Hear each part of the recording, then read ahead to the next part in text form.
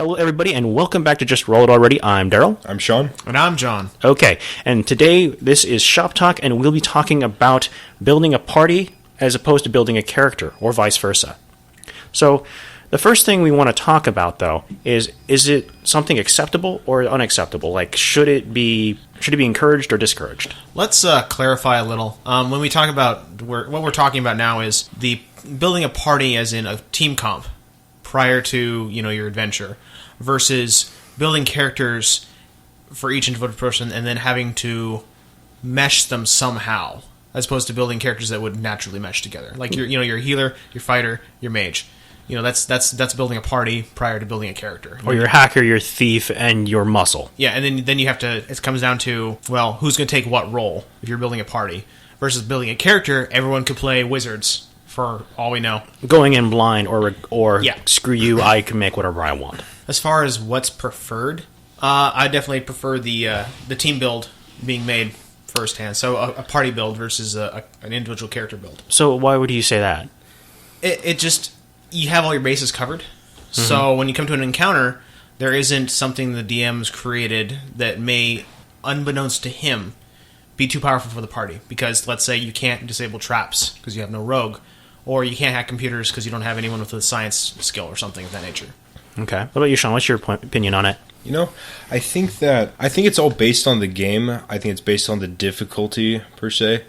If your DM's out for blood and he just wants everyone to get thrown down a pit of despair, or go against a fucking Rain Corps that's just like going to eat everyone alive, and you have a certain set of rules, then I don't know, I guess I'm all for building. But I mean, the idea of RPing is to create a character based off of what you want to do. And if you're doing it just to succeed, and if you're just creating a character just to succeed in a party, I don't really know if that's a good idea. Well, my opinion is typically I like people to play what they want, regardless of like if we're playing Pathfinder, D&D kind of game to it, sword and sorcery, or class based.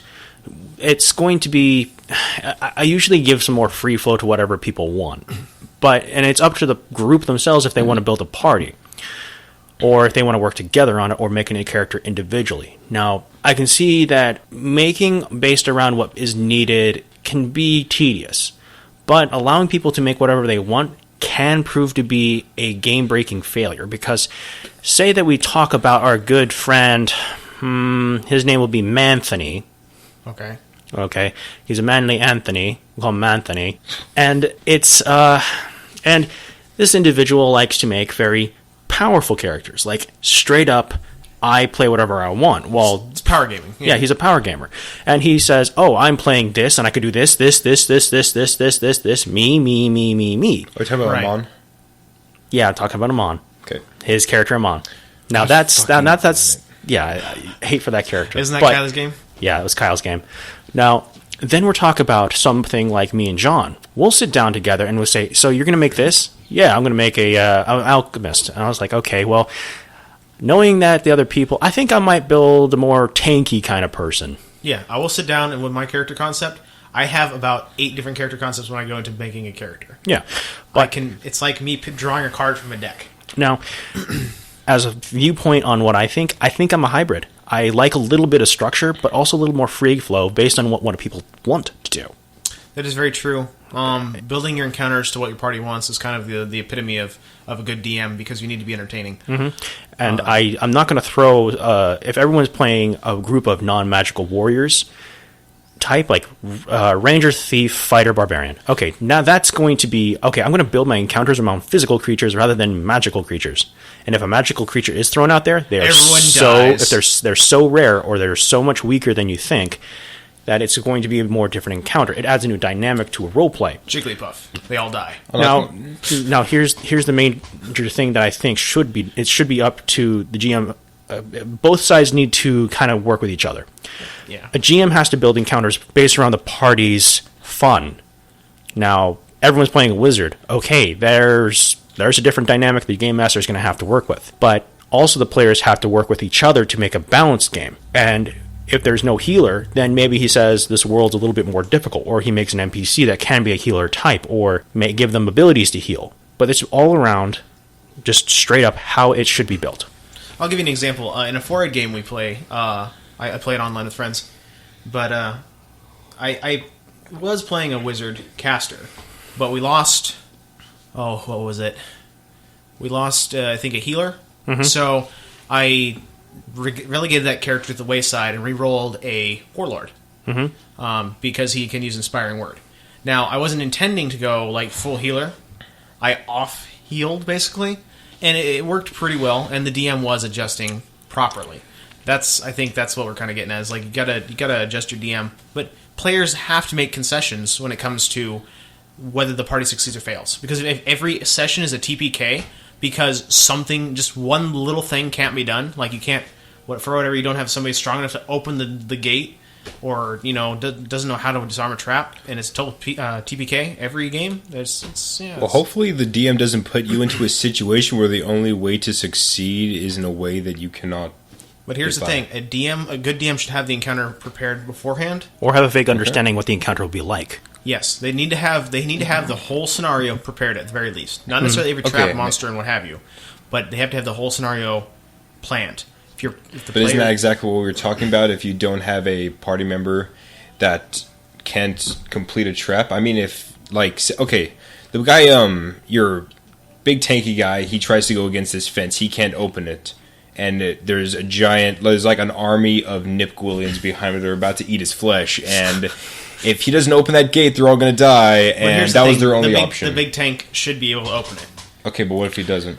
It's got to be like. How would he not? Like if the biggest dude there can't open something, the DC is too high. Okay, let's actually just get rid of the tank. Let's say you just had a bunch of casters. A bunch of casters. Okay, ranged touch spells. Then they should fight the horde. Okay. Now it's called intelligence. It's based around intelligence. Now here comes the next point that I want to talk about.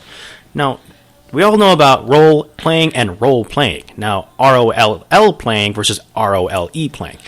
How does it encourage or nerf one side? Because I think what it feels like when you think about building a party, you are doing a tactical or mechanical decision as opposed to a character you create on your own, making a story-driven type character. That's exactly what I think we're discussing here. But this is the next point that we're bringing up. Right. Okay. That's the thing I wanted to bring up now. Now, you're talking about tactical, and you're talking about tactical as well. And let's take Anthony. Yeah, Anthony's the one that we're talking about. And his usual characters, he makes a character that is pure power. In D&D 4-ed terms, we're talking he always plays a striker. Yeah, he never plays a leader role. He never plays tank, support, controller. Control. He's always like DPS or AoE. Yeah. Nothing at all. And that's a person who decides to do it on a role, and both sides can influence the other.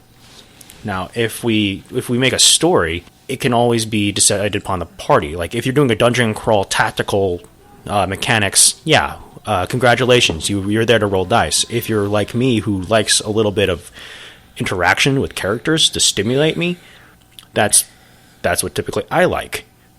And I think it's more cooked to taste, but if you want to encourage one or the other, I think it's how you approach it or you set the game up to begin with. And when you're saying, yes, you build the encounters, and the thing about a DM is that you throw the challenge to them, they're not going to follow it to a T. Right, and sometimes that's it's. I don't want to say it's the DM's fault.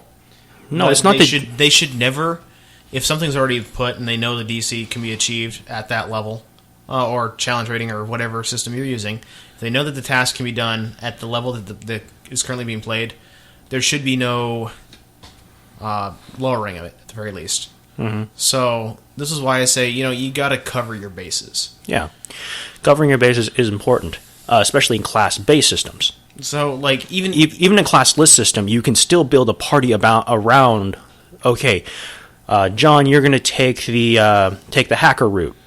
Sean, you're going to go for the more stealthy approach. I'm going to make more of a techie stealth hybrid, or possibly a muscle. Yeah, and Jeremiah is going to sit there and he's going to take up the leader role as a person who's more of the social type. We're all taking a role to do this heist. Now, that's not a class-based system. It's all of us kind of having an idea, a concept.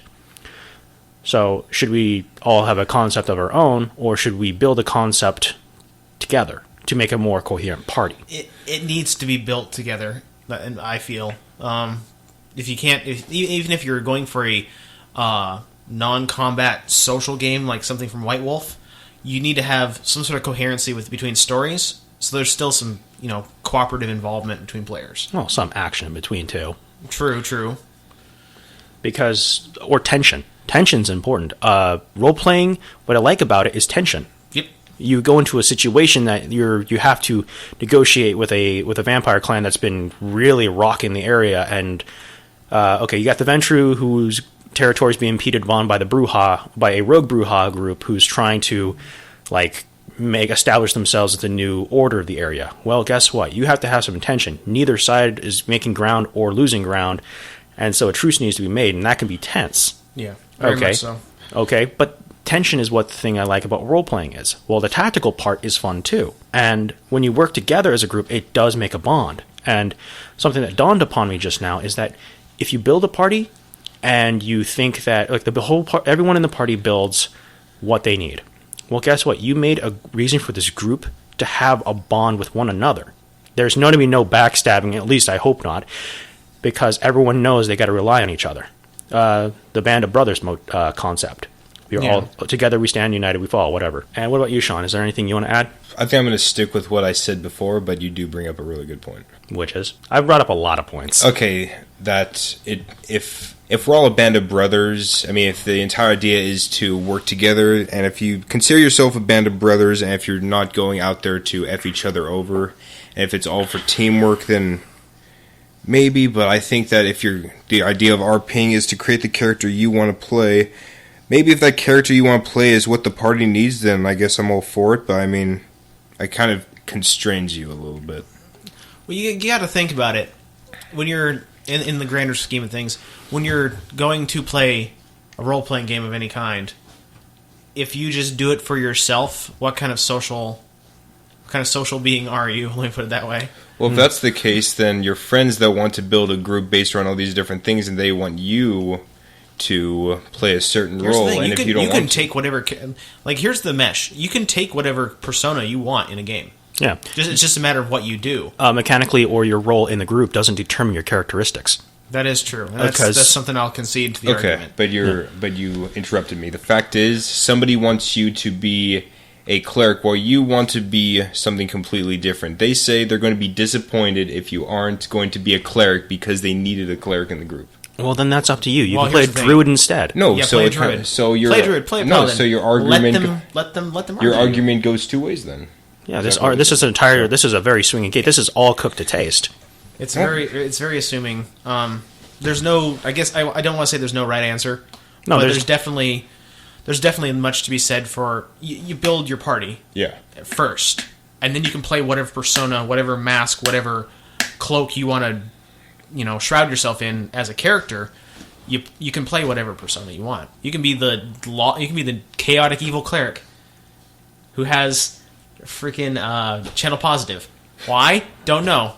He just does. He just does. Actually, no, wait, you have to take evil. Who cares? Chaotic neutral cleric. All he does is blow things up. He's the Joker, but he's the cleric. You can play that if you want to. Okay, yes. And again, it's all around the group. Some people work better together when they play what they want to play, as other groups are more better off when they build what they feel as a group should build. The camaraderie can be instant or built over time. It's just a matter of how you piece it together, little by little. So closing thoughts, it can help to have a structure, but it's not necessary. Yeah, I don't know. I can't agree with that. Personally, you got to have some sort of structure. I guess I can kind of agree with you. I mean, it could go both ways. Yeah, it's all based around people. John likes structure. I do like structure. I like continuity. I like structure and some freedom. Well, you can get freedom. It's all up to the DM. We got away with one of my Pathfinder groups without a healer the entire time. I know, because you were very lenient. I built the game around that way. I know. You built to accommodate, and that's one of the things. Is if the party fails, though, it's not always the DM's fault. No, it's based around the party's actions, and they roll the dice and what they choose. Their choices affect the outcome. Yes, and you just got to think about how things go in prior. And that's pretty much all I can say that we have based around this topic. If there's any questions you want to ask us, put them down in the comments below, like, comment, subscribe. Or if you have something you want to say to us, you can also send us a personal email at our justrollitalready@gmail.com. I'm Daryl. I'm Sean. And I'm John.